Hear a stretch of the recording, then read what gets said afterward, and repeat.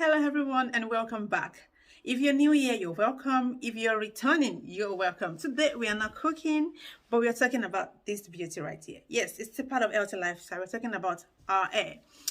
And so many times when I meet people and we talk about my hair and I tell them things I do or not do, I find a lot of people saying, I never thought about it that way. Really? Okay, actually, that makes sense. So this is me just talking about the not so obvious things that deprive our hair of being at its healthy state, or just of it being healthy.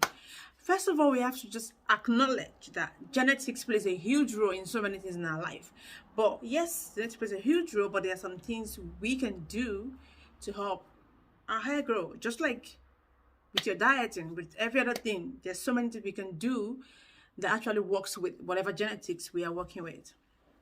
And the first thing I would like to mention is have a good regimen for your hair. Be orderly about your hair.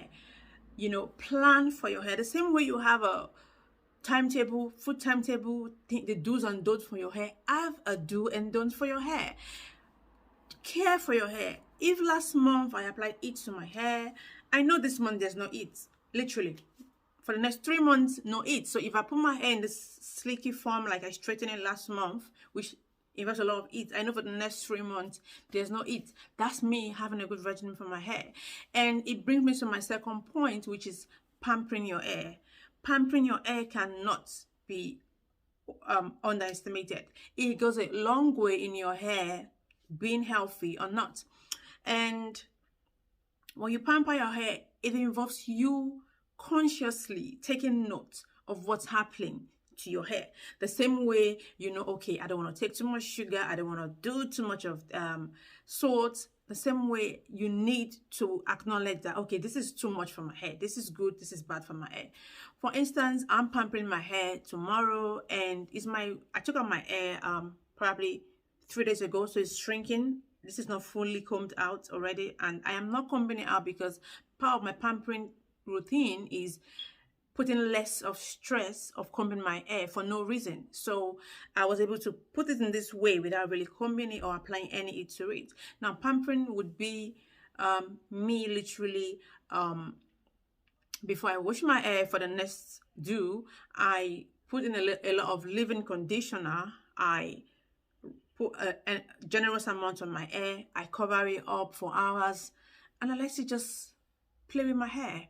By the time I wash my hair, it's different from me just, washing my hair with shampoo and conditioning. So pampering my hair was me literally making sure my hair had gone through. And literally I use this leave-in conditioner, the repair cream. It doesn't mean my hair is damaged, but sometimes when I realize I'd left my hair too long before I took it out, or I haven't really paid attention to my hair because I've been busy, I compensate my hair by pampering it and applying this. You can go to the salon and have a treatment done for your hair. So that's pampering your hair. You need to be conscious. You need to you need to just be deliberate about it, literally. Now, the third thing I want to mention are hairstyles. Know the hairstyles that suit you, that suits the growth of your hair, that encourages your hair to grow. There are so many hairstyles I've done, and no matter how funky it looks, no matter how beautiful everybody says they look, if it breaks my hair, it's a no-go area. Now, I don't try again. If I do it once, maybe I try the second time, and I'm sure that it doesn't work for me. It is what it is. I'm not doing it again. So I think I'm literally saying, understand what works for your hair and stick to it.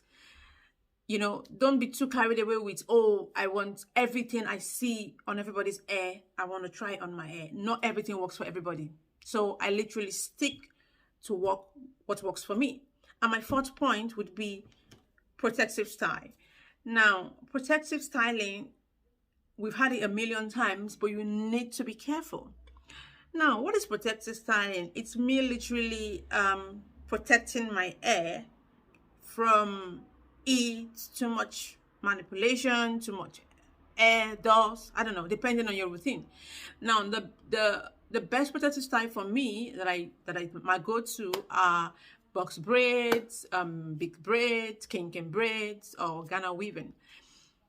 They are good because they do two things, or among other things. First of all, they keep your hair from too much drama going around, the air, the heat, and the likes from breaking. Secondly, they help your hair grow quicker. The dangerous part of it is you need to know when to take it out. Now, whatever protective style you have in, after 8 weeks, on a maximum or on an average, think about taking it out. The reason is because if you notice when you do box braid or kinking braid, after 4 weeks, the ones around you, the 360, the ones done round from forward to back, they get knotted. They get twisted with the extension. And the more you leave it, the more it's twisted.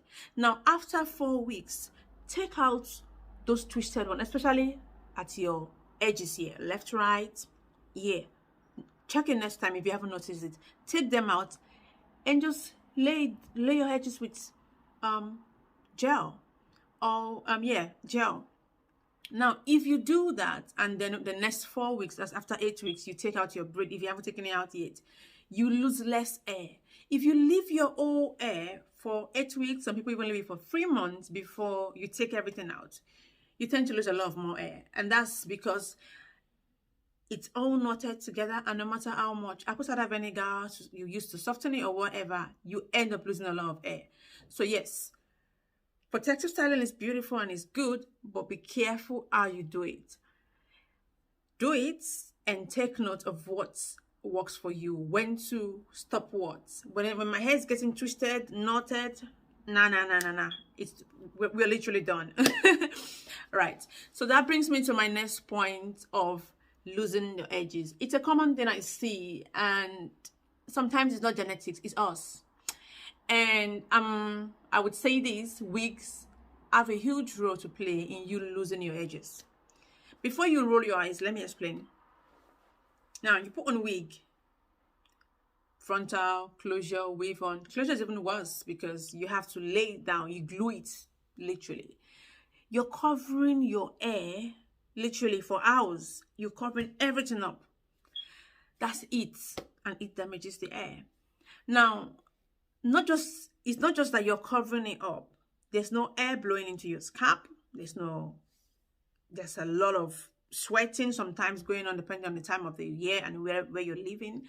And if you notice, maybe you get home in the evening or after work or whatever, you have a shower, put on your nightcap. It means 20 out of 24 hours, we are literally covering up the hair. There's no ventilation, there's no breath. You're literally choking your hair. Just imagine it like you're choking your hair. That's how I imagine it. And I've tried it. It doesn't work for me. I do not use wigs like that. Nope. I literally put on wigs maybe within a whole 365 days in a year. Maybe 10 times. 5, 6 on an average. Like, there's a way wig destroys your hair if you're not careful. Now, there's another story about how you can actually protect your hair if you must use wig. But I'm trying to say, give yourself the challenge for 3 months. I'm going to reduce how much I cover my hair. Just think about it. Your hair has been, choked. There's no air going in. Every time you're either gluing it down here to make the frontal looks, nice, what I'm talking about, and it just doesn't work.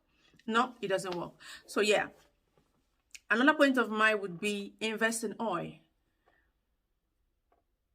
Oil your hair, moisturize your hair. I mean, we have our shower, we moisturize our body. Our lip is dry, we apply something.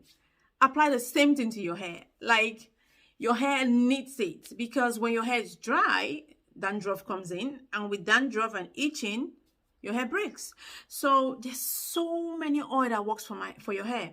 I've got carrot oil. I really like this one because it really makes my hair, like, it just gives it this, not just the fact that carrot is good, but it gives it this shining effect. I've got coconut oil. I've got almond oil. Like, there's a number of oil. Even sometimes I literally put each of these oils together, mix them up, and apply it to my hair. I just moisturize it, because the truth is, only a few of us have time to moisturize our hair every day like we moisturize our body.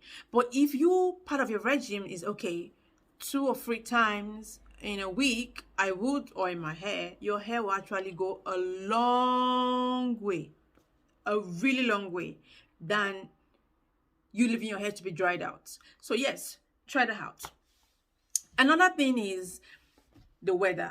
Look at the weather and use that to understand your hair. Whenever it's cold or it's winter, I hardly leave my hair out like this. Literally, because the weather is cold. The same way you put on jackets because you're going to be shivering is the same way your hair is going to break from too much cold. It's simple. Too much heat is bad, too much cold is bad. Just find the balance. So whenever it's winter, I literally make sure I put my hair in protective styles to avoid breakage. So I do box braid, I do weaving, I do kinking. I curl my hair up with jacket, and the jacket is an extension. Stephanie. And talking about protective styling and you know, covering your hair, when I take out my protective styling out, when I take out my protective style, I wait for minimum of 4 to 7 days before I do another hair. I allow my hair to enjoy fresh air.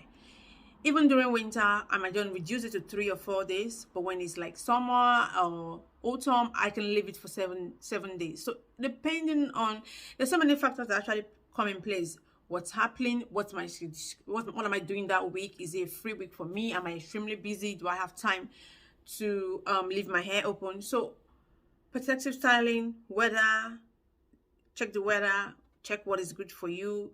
Also, do not lose your hair today and make it tomorrow. Another point of mine would be trimming. And I know it took me a long time to accept it, but it works. Regularly trim your hair. The same way you scrub your face to remove the dead cells, the whatever.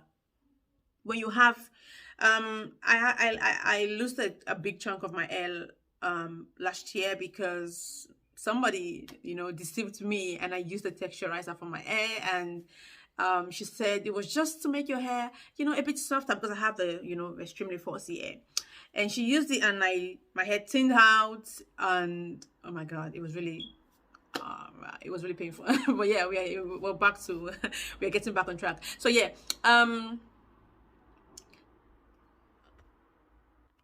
so yeah, one important thing you would do, or I did, was when I combed my hair and saw my hair was changing, so some were longer and shorter from the effects of the texturizer, I literally had to cut away those split end and dead end for the fresh one to grow. We know originally, or we know ideally, every month there's a certain inch our hair grows, but when there's the dead ones, it disturbs it, so you need to take it off. So trimming, literally, trimming is your friend. Trim your hair, you know, periodically. It's part of your regime.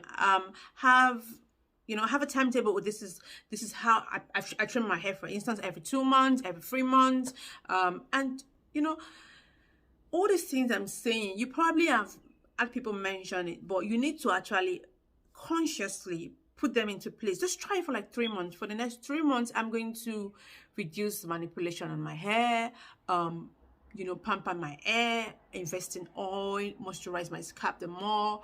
If I have add water, I don't know if I mentioned that. So depending on the area you're living, I live in a hard water area. So another point would be, if your water is hard, reduce how much time you pour water on your hair. For me, I have specific times. I don't just pour water on my hair. Instead, I oil it, I moisturize it. So that might be the last point in this video.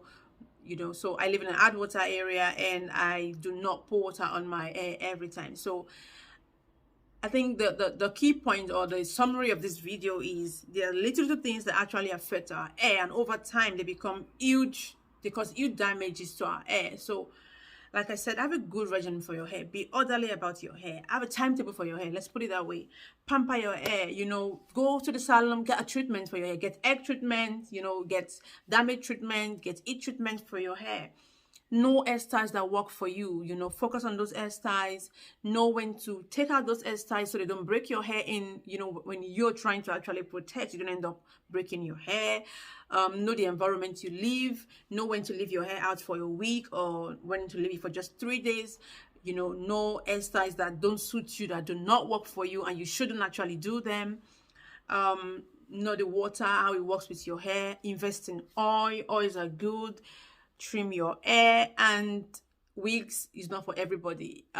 It doesn't work for everybody. So I hope this video helped you out there. I probably will make another video about other things hair related.